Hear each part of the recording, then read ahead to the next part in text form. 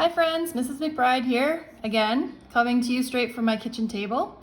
And we're just talking today about an introduction to projectile motion. So for those of you who are following along, this is chapter 4, motion in 2 and 3 dimensions.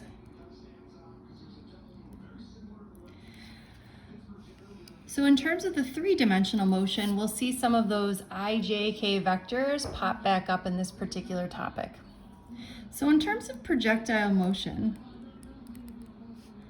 I want you to stop for a second, pause the video, and ask yourself, what do you remember from doing projectile motion last year? Okay, so pause the video and think about, what do you remember? So in terms of what you remember, hopefully you remember a few of these things. That projectiles have a parabolic path, meaning they look like this, right? With and without air resistance will certainly alter that path.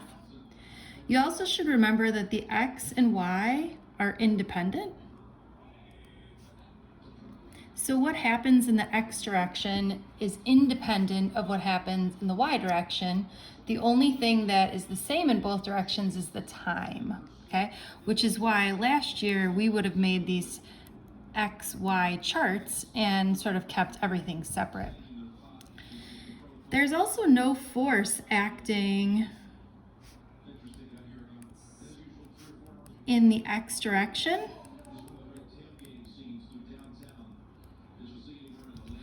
Okay, meaning that the acceleration in the X direction is 0. And there's gravity acting in the Y direction.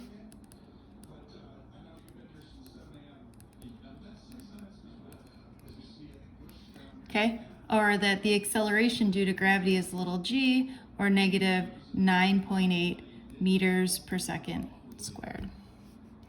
All right, hopefully you remembered all of that and you are ready to solve a quick problem before we start our blowguns lab, okay? So here's a quick example problem of horizontal projectile motion.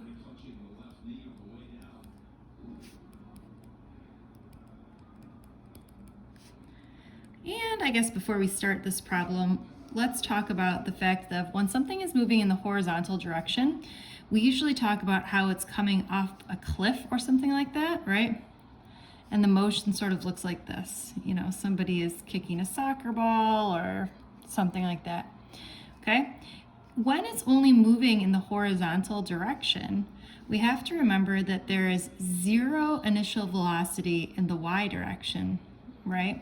It's not starting with any velocity here. It's only moving in the horizontal direction. So that would be one of the things that's particular about this. And also really only see half the parabola here, okay? So just keep that in mind. So in our example, let me draw you a little picture here. We've got somebody standing on a roof, okay? And they are going to throw a water balloon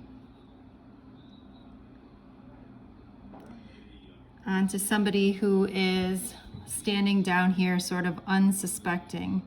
They're like, what's going on? Okay. So what we know is that this is being thrown horizontally with some initial velocity.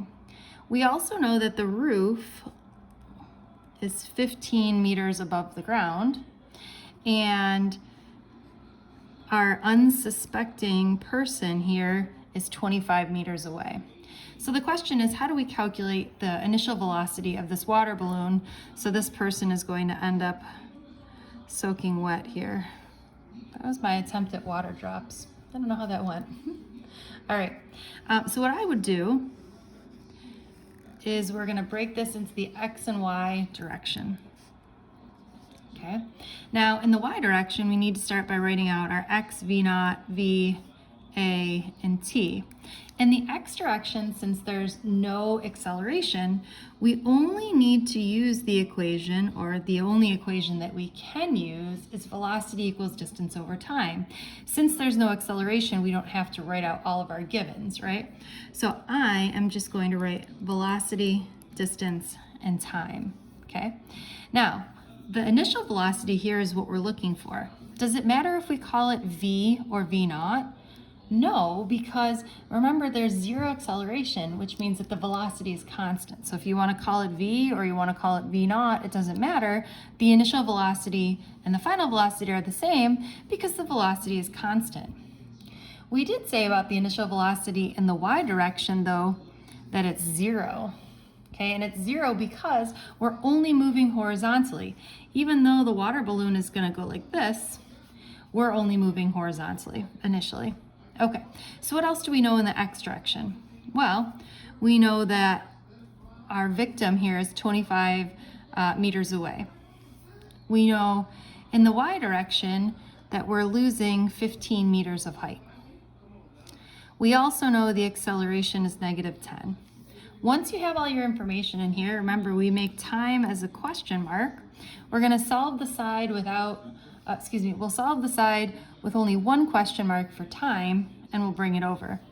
So when you're looking at this, hopefully you're saying to yourself, aha, this is a little x equals v naught t plus 1/2 at squared, or there's no initial velocity. So -15 is going to equal 1/2 -10 times t squared, or -15 is going to equal -5 t squared.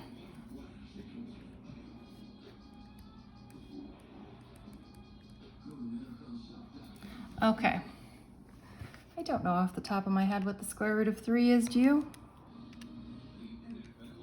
All right, 1.73. And again, if you use 9.8, you could have a number that's a little bit different. Okay, so we bring this over here, and we can use that velocity is equal to distance over time, or that 25 over 1.73 is what we're looking for.